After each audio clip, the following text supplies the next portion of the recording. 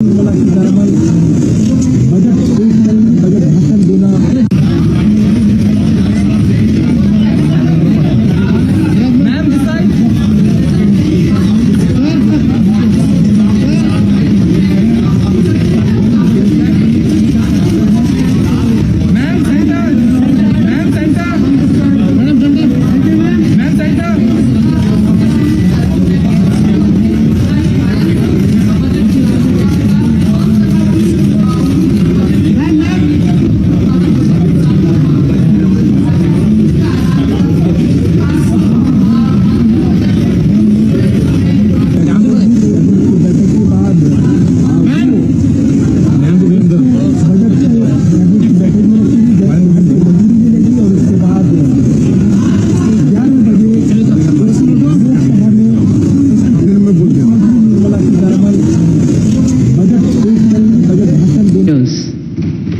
The people of India are looking ahead to the future with hope and optimism.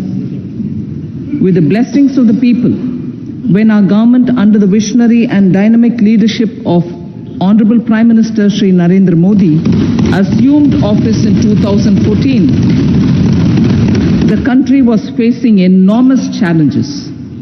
With Sabka Saath, Sabka Vikas as its mantra, the government overcame those challenges in right earnest. Structural reforms were undertaken. Pro-people programs were formulated and implemented promptly. Conditions were created for more opportunities for employment and entrepreneurship. The economy got a new vigor.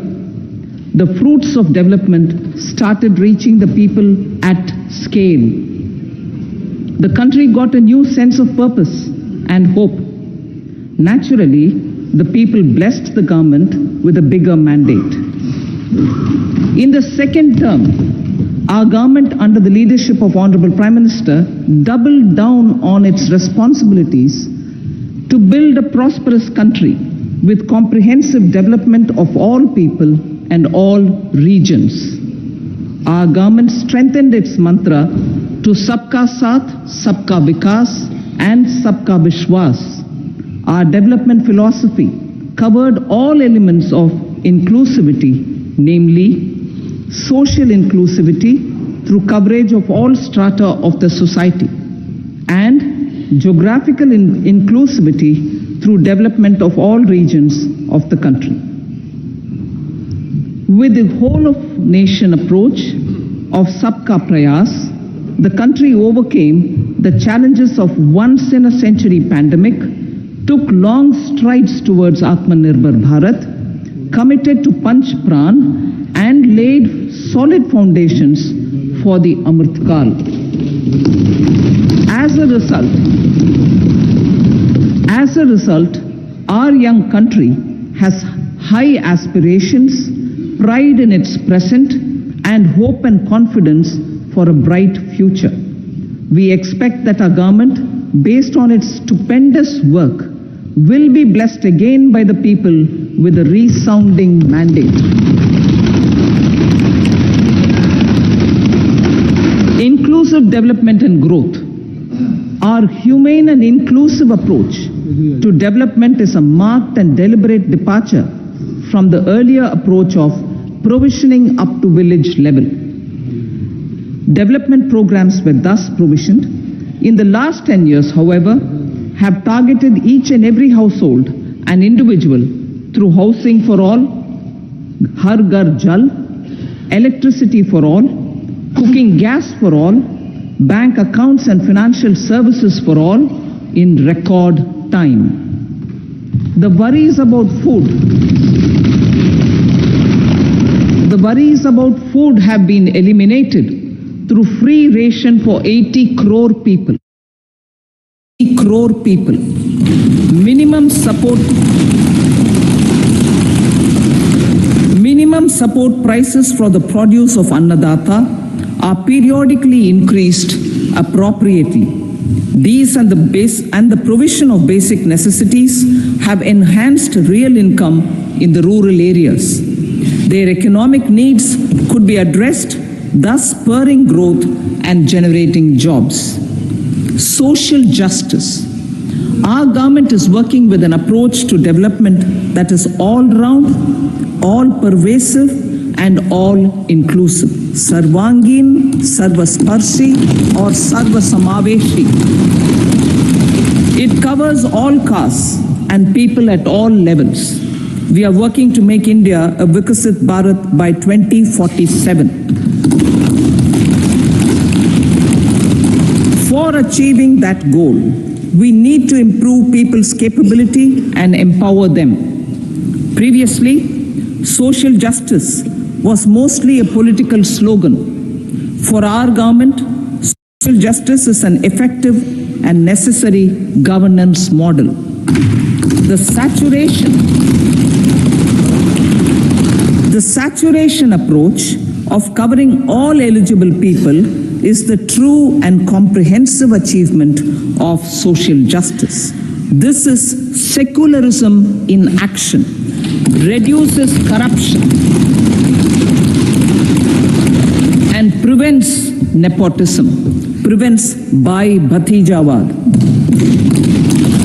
There is transparency and assurance that benefits are delivered to all eligible people. The resources are distributed fairly. All, regardless of their social standing, get access to opportunities. We are addressing systemic inequalities that had plagued our society. We focus on outcomes and not on outlays so that the social-economic transformation is achieved. As our Prime Minister firmly believes, we need to focus on 4 major castes. They are Garib, Mahilayein, Yuva, and Annadata. Their needs, their aspirations, and their welfare are our highest priority. The country progresses when they progress. All 4 require and receive government support in their quest to better their lives. Their empowerment and well-being will drive the country forward. Garib Kalyan, Desh Ka Kalyan. We believe in empowering the poor. The earlier approach of tackling poverty through entitlements had resulted in very modest outcomes. When the poor became empowered partners in the development process, government's power to assist them also increases manifold. With the pursuit of Sabka Saath, in these 10 years, the government has assisted 25 crore people to get freedom from multi-dimensional poverty. Our government's efforts are now getting synergized with energy and passion of such empowered people. This is truly elevating them from poverty. Direct benefit transfer of 34 lakh crore rupees from the government using PM Jan Dhan accounts has led to savings of 2.7 lakh crores of rupees for the government. This savings has been realized through avoidance of leakages prevalent earlier. The savings have helped in providing more funds for Garib Kalyan. PM Swanidhi has provided credit assistance to 78 lakh street vendors. From that total of 78 lakh street vendors, 2.3 lakh have received credit for the 3rd time. PM Janman Yojana reaches out to the particularly vulnerable tribal groups who have remained outside the realm of development so far. PM Vishwakarma Yojana provides end-to-end support to artisans and craftspeople engaged in 18 trades. The schemes for empowerment of Divyangs and transgender persons reflect firm resolve of our government to leave no one behind. Welfare of Annadata. Farmers are our Annadata. Every year under PM Kisan Samman Yojana, direct financial assistance is provided to 11.8 crore farmers, including marginal and small farmers. Crop insurance is given to 4 crore farmers under PM Fasal Bima Yojana. These, besides several other programs, are assisting Annadata in producing food for the country and for the world.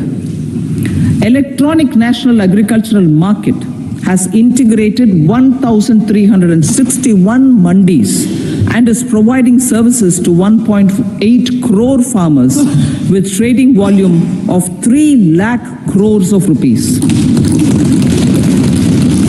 The sector is poised for inclusive, balanced, higher growth and productivity. These are facilitated from farmer-centric policies, income support, coverage of risks through price and insurance support, promotion of technologies and innovations through startups. Empowering the Amrit PD, the Yuva. Our prosperity depends on adequately equipping and empowering the youth. The National Education Policy 2020 is ushering the transformational reforms.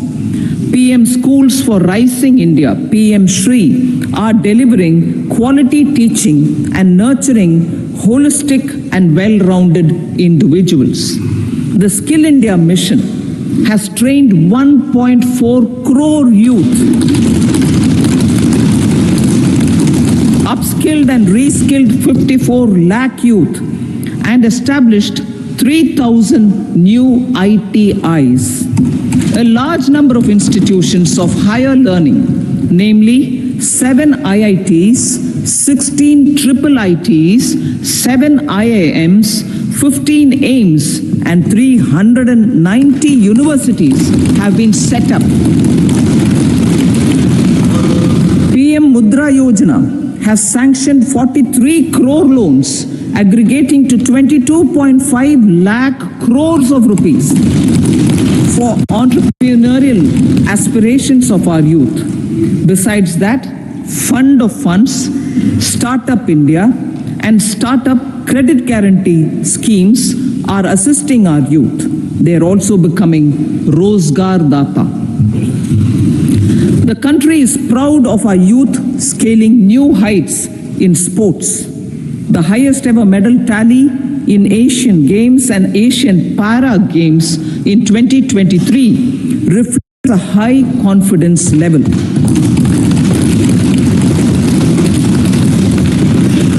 Chess prodigy and our #1 ranked player Pragnananda put up a stiff fight against the reigning world champion Magnus Carlsen in 2023.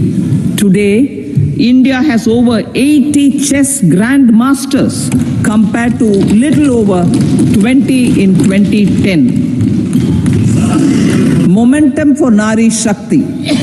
The empowerment of women through entrepreneurship, ease of living, and dignity for them has gained momentum in these 10 years. 30 crore Mudra Yojana loans have been given to women entrepreneurs. Female enrollment in higher education has gone up by 28% in 10 years. In STEM courses, girls and women constitute 43% of enrollment, one of the highest in the world.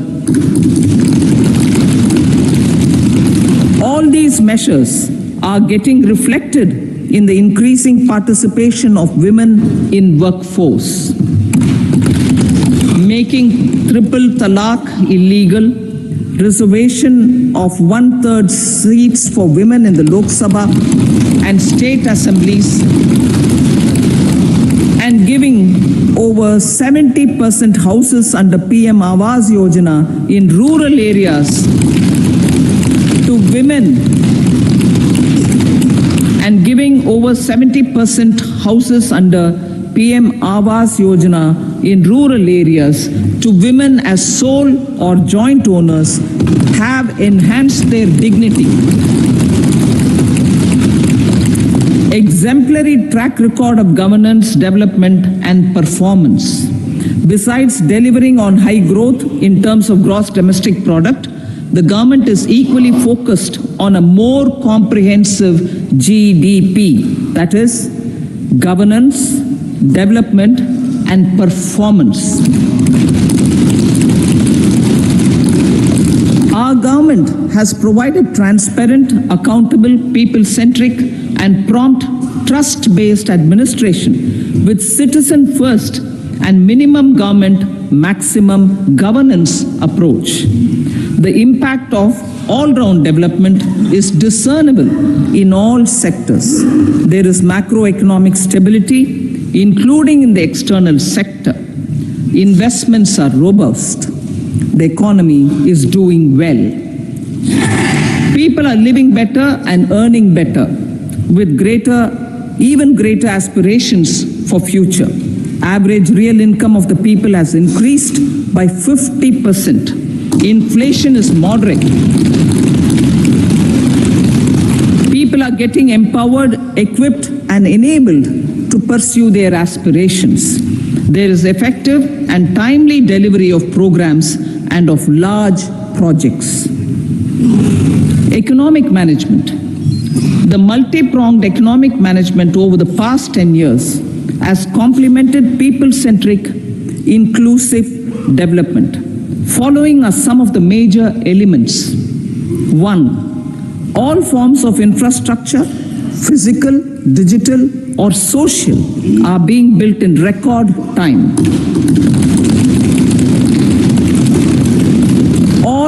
Number 2, all parts of the country are becoming active participants in economic growth. Number 3, digital public infrastructure, a new factor of production as it in the 21st century, is instrumental in formalization of the economy. Number 4, goods and services tax has enabled one nation, one market, one tax. Tax reforms have led to deepening and widening of tax base. Number 5, strengthening of the financial sector has helped in making savings, credit, and investments more efficient. Number 6, GIFT, IFSC, and the Unified Regulatory Authority, IFSCA, are creating a robust gateway for global capital and financial services for the economy. Number 7, proactive inflation management has helped keep inflation within the policy band. Now the global context, Honorable Speaker, sir. Geopolitically, global affairs are becoming more complex and challenging with wars and conflicts. Globalization is being redefined with reshoring and friendshoring, disruption and fragmentation of supply chains and competition for critical minerals and technologies. A new world order is emerging after the COVID pandemic. India assumed the G20 presidency during very difficult times for the world. The global economy was going through high inflation, high interest rates, low growth, very high public debt, low trade growth, and climate changes.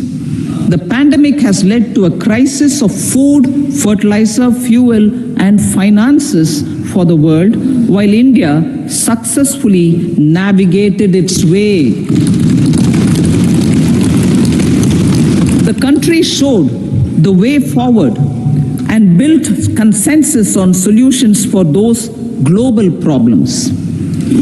The recently announced India-Middle East-Europe economic corridor is a strategic and economic game changer for India and others.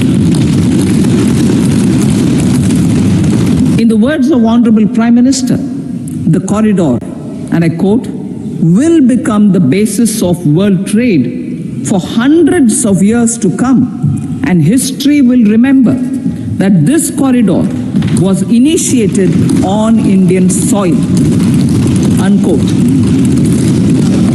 Vision for Vikasit Bharat. Our vision for Vikasit Bharat is that of prosperous Bharat in harmony with nature, with modern infrastructure, and providing opportunities for all citizens and all regions to reach their potential. With confidence arising from strong and exemplary track record of performance and progress, earning Sabka Vishwas, the next 5 years will be years of unprecedented development and golden moments to realize the dream of developed India by 2047. The trinity of demography, democracy, and diversity backed by Sabka Prayas has the potential to fulfill aspirations of every Indian. As Honorable Prime Minister in his Independence Day address to the nation mentioned, I quote, "There is no dearth of opportunities, as many opportunities as we want. The country is capable of creating more opportunities. Sky is the limit," unquote. Strategy for Amrit Kal. Our government will adopt economic policies that foster and sustain growth, facilitate inclusive and sustainable development, improve productivity, create opportunities for all, help them enhance their capabilities, and contribute to generation of resources to power investments and fulfill aspirations. Guided by the principle, reform, perform, and transform, the government will take up next generation reforms and build consensus with the states and stakeholders for effective implementation. It is an important policy priority for our government to ensure timely and adequate finances, relevant technologies, and appropriate training for the micro, small, and medium enterprises, MSMEs, to grow and also compete globally. Orienting the regulatory environment to facilitate their growth will be an important element of this policy mix. Aligning with the Panchamrit goals, our government will facilitate sustaining high and more resource-efficient economic growth. This will work towards energy security in terms of availability, accessibility, and affordability. For meeting the investment needs, our government will prepare the financial sector in terms of size, capacity, skills, and regulatory framework. Aspirational Districts Program. Our government stands ready to assist the states in faster development of aspirational districts and blocks, including generation of ample economic opportunities. Development of the East. Our government will pay utmost attention to make the eastern region and its people a powerful driver of India's growth. PM Awas Yojana Gramin. Despite the challenges due to COVID, implementation of PM Awas Yojana Gramin continued, and we are close to achieving the target of 3 crore houses. 2 crore more houses will be taken up in the next 5 years to meet the requirement arising from increase in the number of families. Rooftop solarization and Muft Bijli. Through rooftop solarization, 1 crore households will be enabled to obtain up to 300 units free electricity every month. This scheme follows the resolve of Honorable Prime Minister on the historic day of consecration of Sri Ram Mandir in Ayodhya. Following benefits are expected. Savings up to 15 to 18,000 rupees annually for households from free solar electricity and selling the surplus to the distribution companies. Charging of electric vehicles. entrepreneurship opportunities for a large number of vendors for supply and installation, employment opportunities for the youth with technical skills in manufacturing, installation and maintenance.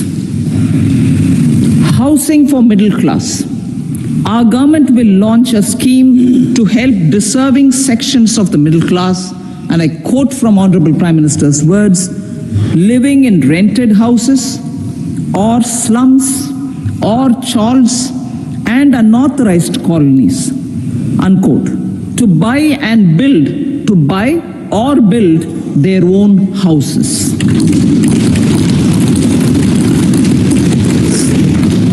Medical colleges. Several youth are ambitious to get qualified as doctors. They aim to serve our people through improved healthcare services. Our government plans to set up more medical colleges by utilizing the existing hospital infrastructure under various departments. A committee for this purpose will be set up to examine the issues and make relevant recommendations.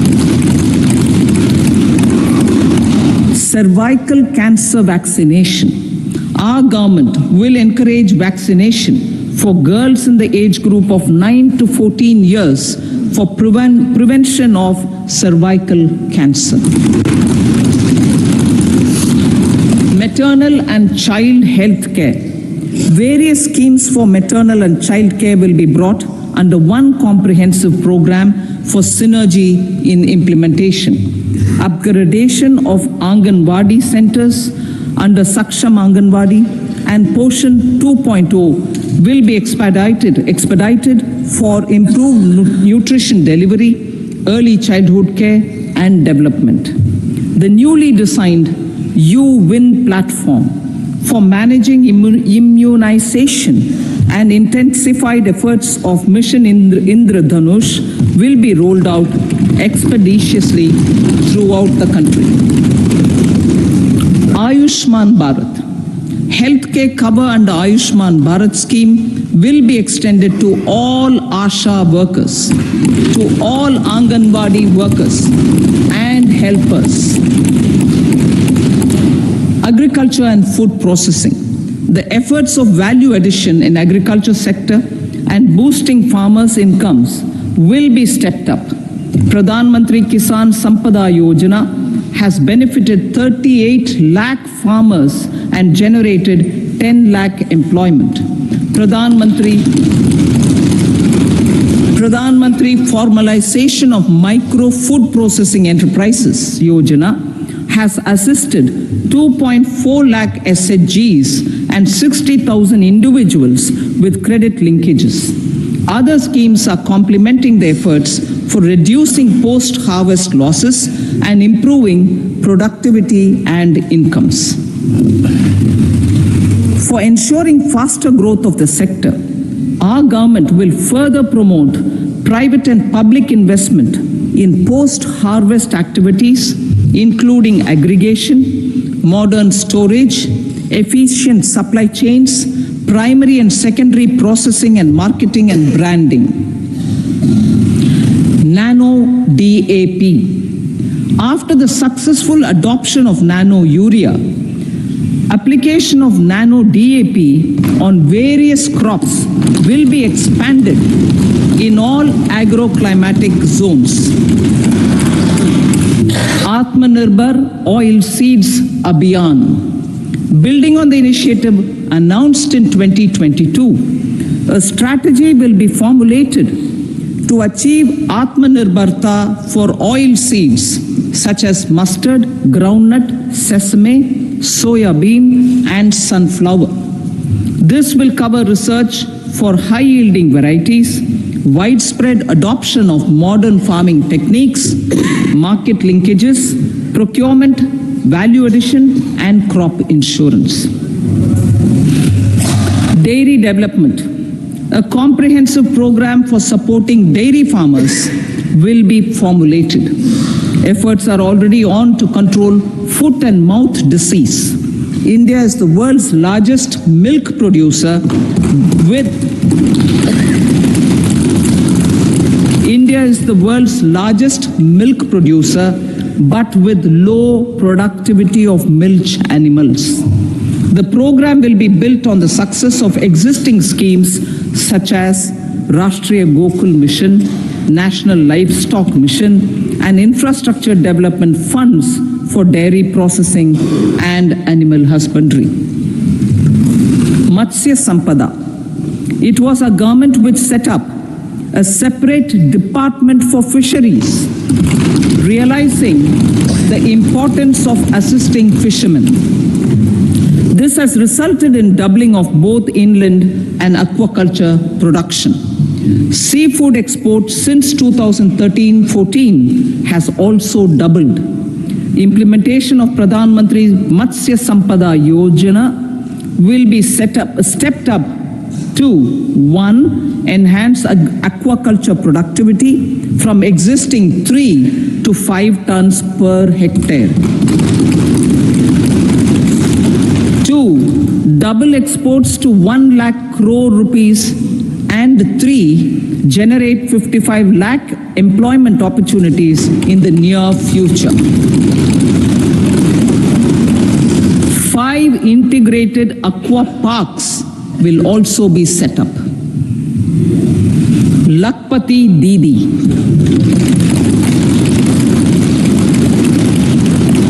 83 lakh SHGs. 83 lakh SHGs with 9 crore women are transforming rural socio-economic landscape with empowerment and self-reliance.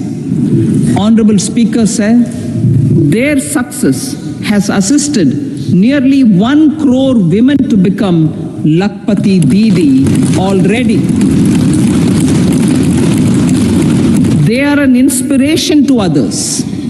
Their achievements will be recognized through honoring them. Buoyed by the success, it has been decided to enhance the target for Lakpati Didi from 2 crores to 3 crores.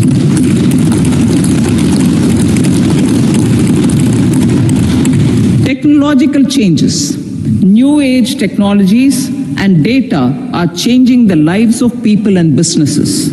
They are also enabling new economic opportunities and facilitating provision of high-quality services at affordable prices for all, including those at the bottom of the pyramid.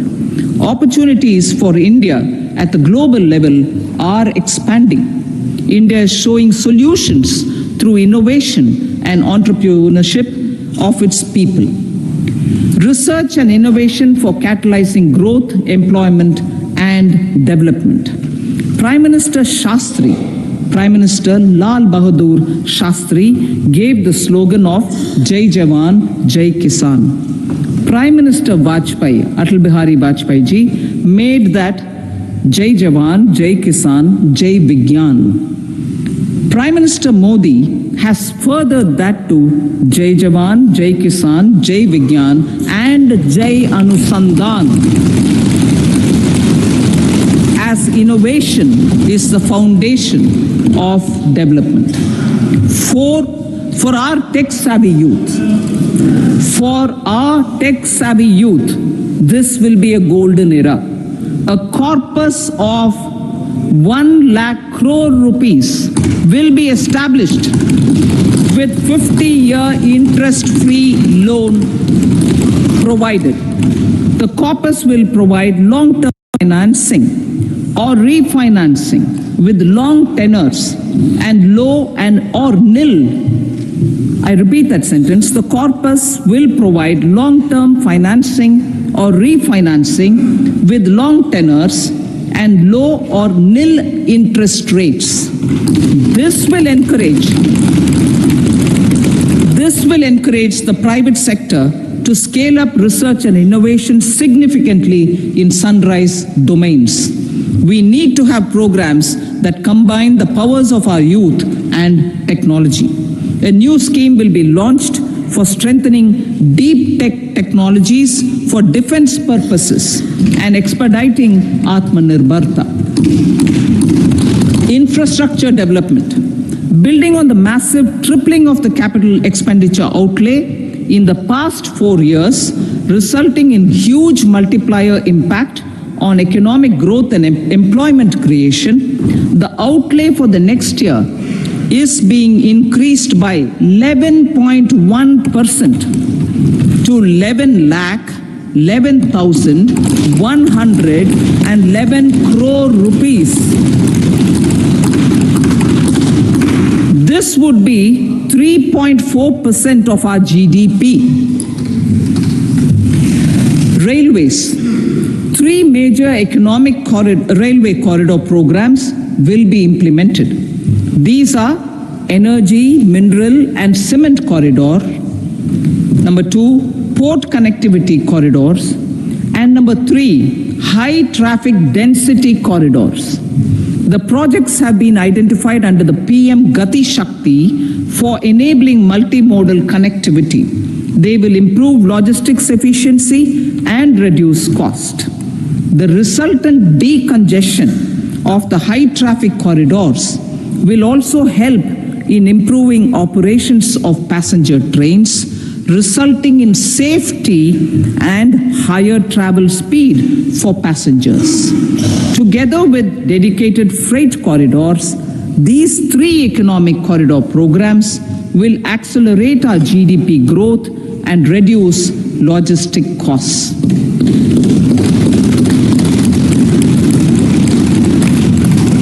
40,000 normal rail bogies will be converted to Vande Bharat standards to enhance safety, convenience and comfort of passengers. Aviation sector. The aviation sector has been galvanized in the past 10 years. Number of airports have doubled to 149. Rollout of air connectivity to Tier 2 and Tier 3 cities under UDAN scheme has been widespread. 517 new routes are carrying 1.3 crore passengers. Indian carriers have proactively placed orders for over 1,000 new aircrafts. Expansion of existing airports and development of new airports will continue expeditiously. Metro and Namo Bharat. We have a fast expanding middle class and rapid urbanization is taking place. Metro rail and Namo Bharat can be the catalyst for the required urban transformation. Expansion of these systems will be supported in large cities, focusing on transit-oriented development. Green energy. Towards meeting our commitment for net zero by 2070, the following measures will be taken. Viability gap funding will be provided for harnessing offshore wind energy, potential for initial capacity of 1 gigawatt. Coal gasification and liquefaction capacity of 100 metric tons will be set up by 2030. This will also help in reducing imports of natural gas, methanol, and ammonia. Phased mandatory blending of compressed biogas in compressed natural gas for transport and piped natural gas for domestic purposes will be mandated. Financial assistance will be provided for procurement of biomass aggregation machinery to support collection. Electric vehicle ecosystem. Our government will expand this and strengthen the e-vehicle ecosystem by supporting manufacturing and charging infrastructure. Greater adoption of e-buses for public transport networks will be encouraged through payment security mechanism. Biomanufacturing and biofoundry. For promoting green growth, a new scheme of biomanufacturing and biofoundry will be launched. This will provide environment-friendly alternatives such as biodegradable polymers, bioplastics, biopharmaceuticals, and bioagri-inputs. This scheme will also help in transforming today's consumptive manufacturing paradigm to the one based on regenerative principles. Blue Economy 2.0. For promoting climate-resilient activities for Blue Economy 2.0, a scheme for restoration and adaptation measures and coastal aquaculture and mariculture with integrated and multi-sectoral approach will be launched. Comprehensive development of tourist centers. The success of organizing G20 meetings in 60 places presented diversity of India to global audience. Our economic strength has made the country an attractive destination for business and conference tourism. Our middle class also now aspires to travel and has tremendous opportunities for local entrepreneurship.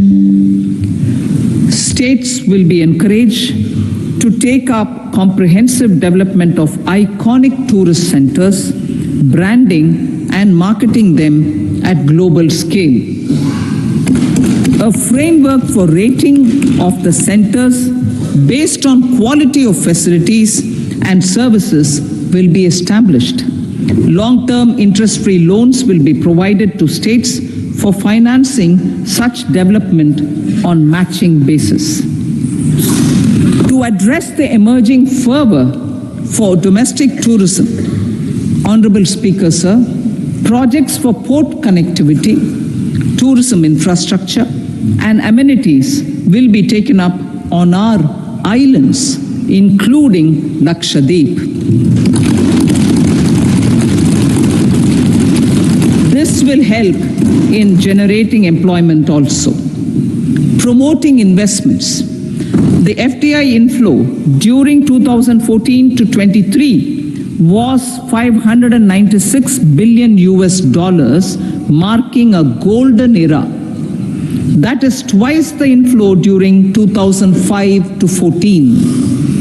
For encouraging sustained foreign investment, we are negotiating bilateral investment treaties with our foreign partners in the spirit of First Develop India. FDI is First Develop India. Reforms in the states for Vikasit Bharat. Many growth and development enabling reforms are needed in the states for realizing the vision of Vikasit Bharat. A provision of 75,000 crore rupees as 50-year interest-free loan is proposed this year to support those milestone-linked reforms by the state governments. Societal changes. The government will form a high-powered committee for an extensive consideration of the challenges arising from fast population growth and demographic changes. The committee will be mandated to make recommendations for addressing these challenges comprehensively in relation to the goal of Vikasit Bharat. Amrit Kal as Kartavya Kal. Our government stands committed to strengthening and expanding the economy with high growth and to create conditions for people to realize their aspirations. Honorable Prime Minister in his Independence Day address to the nation in the 75th year of our Republic said, and I quote, "We commit ourselves to national development with new inspirations, new consciousness, new resolutions as the country opens up immense possibilities and opportunities. It is our Kartavya Kal." Unquote. Every challenge of the pre-2014 era was overcome through our economic management and our governance. These have placed the country on a resolute path of sustained high growth. This has been possible through right policies, true intentions, and appropriate decisions. In the full budget in July, Honorable Speaker, our government will present a detailed roadmap for our pursuit of Vikasit Bharat.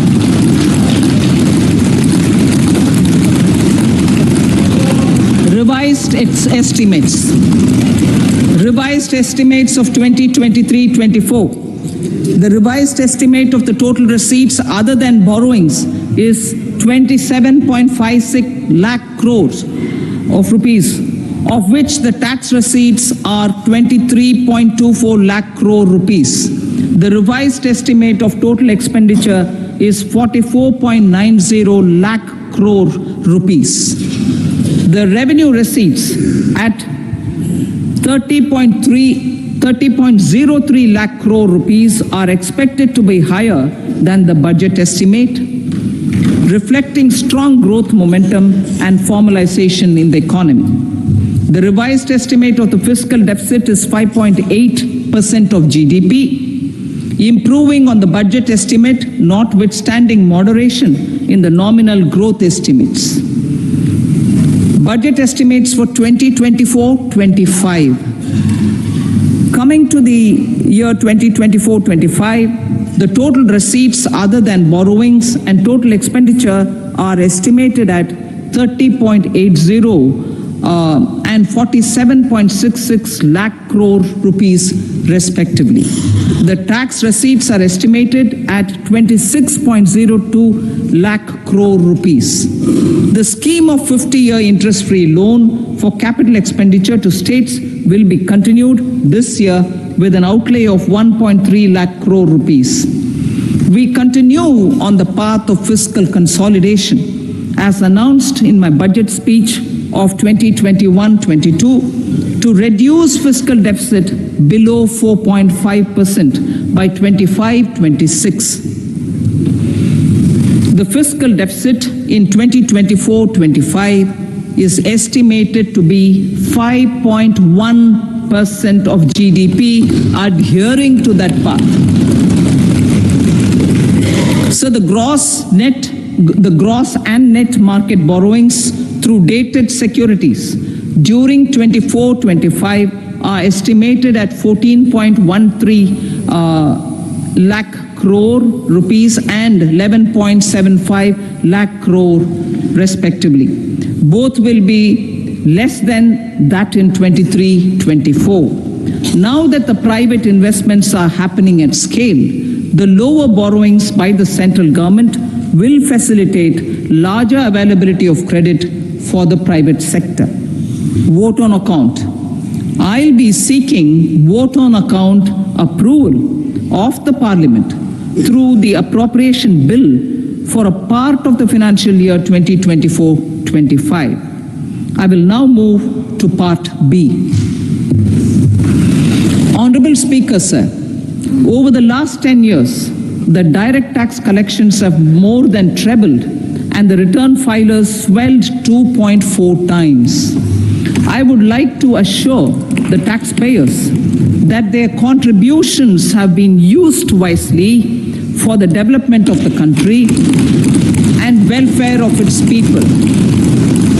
I appreciate the taxpayers for their continued support. The government has reduced and rationalized tax rates.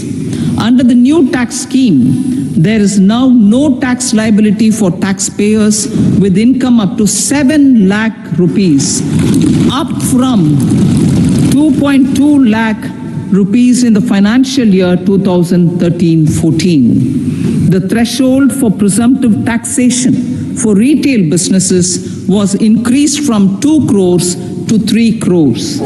Similarly, the threshold for professionals eligible for presumptive taxation was increased from 50 lakh rupees to 75 lakh rupees. Also, corporate tax rate was decreased from 30% to 22% for existing domestic companies and to 15% for certain new manufacturing companies. Honorable Speaker, sir, in the last 5 years, our focus has been to improve taxpayer services. The age-old jurisdiction-based assessment system was transformed with the introduction of faceless assessment and appeal, thereby imparting greater efficiency, transparency, and accountability. Introduction of updated income tax returns, a new Form 26AS, and pre-filling of tax returns have made filing of tax returns simpler and easier. Average processing time of returns has been reduced from 93 days in the year 2013-14 to a mere 10 days this year, thereby making refunds faster. Indirect taxation. By unifying the highly fragmented indirect tax regime in India, the GST has reduced the compliance burden on trade and industry. The industry has acknowledged the benefits of GST. According to a recent survey conducted by a leading consulting firm, 94% of industry leaders view the transition to GST as largely positive. According to 80% of the respondents, it has led to supply chain optimization, as elimination of tax arbitrage and octroi has resulted in disbanding of checkposts at the state and city boundaries. At the same time, tax base of GST more than doubled, and the average monthly gross GST collection has almost doubled to 1.66 lakh crores this year. States too have benefited. States' SGST revenue, including compensation released to states in the post-GST period of 2017-18 to 2022-23, has achieved a buoyancy of 1.22. In contrast, the tax buoyancy of state revenues from subsumed taxes in the pre-GST 4-year period of 2012-13 to 2015-16 was a mere 0.72. The biggest beneficiaries are consumers, as reduction in logistic cost and taxes have brought down prices of most goods and services. We have taken a number of steps in customs to facilitate international trade. As a result, the import release time declined by 47% to 71 hours at inland container depots, by 28% to 44 hours at air cargo complexes, and by 27% to 85 hours at seaports over the last 4 years since 2019, when the national time release studies were first acted. Tax proposals. As for tax proposals, in keeping with the convention, I do not propose to make any changes relating to taxation and propose to retain the same tax rates for direct and indirect taxes, including import duties. However, certain tax benefits to startups and investments made by sovereign wealth or pension funds, as also tax exemption on certain income of some IFSC units, are expiring on 31/3/2024. To provide continuity in taxation, I propose to extend the date to 31/3/2025. Moreover, in line with our government's vision to improve ease of living and ease of doing business, I wish to make an announcement to improve taxpayer services. There are a large number of petty, non-verified, non-reconciled or disputed direct tax demands, many of them dating as far back as 1962, which continue to remain on the books, causing anxiety to honest taxpayers and hindering refunds of subsequent years. Honorable Speaker, sir, I propose to withdraw such outstanding direct tax demands up to 25,000 rupees pertaining to the period up to financial year 2009-10 and up to 10,000 rupees for financial years 2010-11 to 2014-15. This is expected to benefit about 1 crore taxpayers. 1 crore taxpayers would benefit out of this. Economy then and now. In 2014, when our government assumed the reins, the responsibility to mend the economy step by step and to put the governance systems in order was enormous. The need of the hour was to give hope to the people, to attract investments, and to build support for the much needed reforms. The government did that successfully, following our strong belief of nation first. The crisis of those years has been overcome, and the economy has been put firmly on a high, sustainable growth path with all-round development. It is now appropriate to look at where we were then. I repeat, it is now appropriate to look at where we were then till 2014 and where we are now, only for the purpose of drawing lessons from the mismanagement of those years. The government will lay a white paper on table of the House.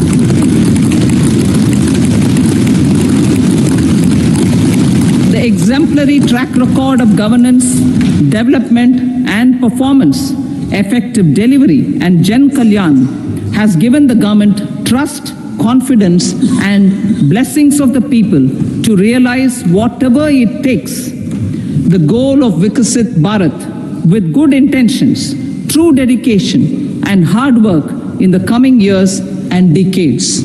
With this, Honorable Speaker, I commend the interim budget to this august House. Jai Hind.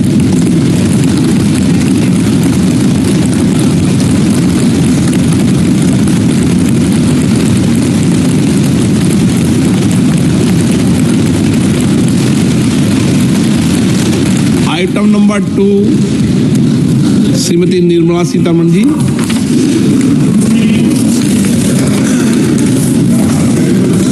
So, with your permission, I rise to lay on the table the following statements under Section 3(1) of the Fiscal Responsibility and Budget Management Act 2003, Medium-Term Fiscal Policy cum Fiscal Policy Strategy Statement and Macroeconomic Framework Statement.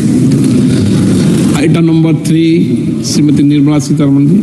Sir, with your permission, I rise to move for leave to introduce the Finance Bill 2024. प्रश्न ये है कि विधेयक को पुनर्स्थापित करने की अनुमति प्रदान की जाए। जो सदस्य इसके पक्ष में हाँ कहें, जो सदस्य विरोध में ना कहें, मेरे विचार में निर्णय हाँ वालों के पक्ष हुआ, हाँ वालों के पक्ष हुआ। माननीय मंत्री जी विधेयक को पुनर्स्थापित करें। So I introduce the bill. सभा की कार्रवाई शुक्रवार दिनांक 2 फरवरी 2024 को प्राप्त 11 बजे तक के लिए स्थगित की जाती है।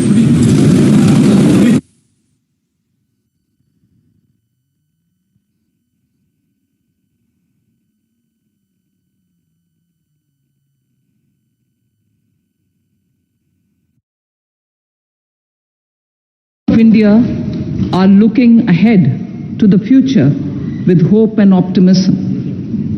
With the blessings of the people, when our government under the visionary and dynamic leadership of Honorable Prime Minister Shri Narendra Modi assumed office in 2014, the country was facing enormous challenges. With Sabka Saath, Sabka Vikas as its mantra, the government overcame those challenges in right earnest. Structural reforms were undertaken. Pro-people programs were formulated and implemented promptly. Conditions were created for more opportunities for employment and entrepreneurship. The economy got a new vigor.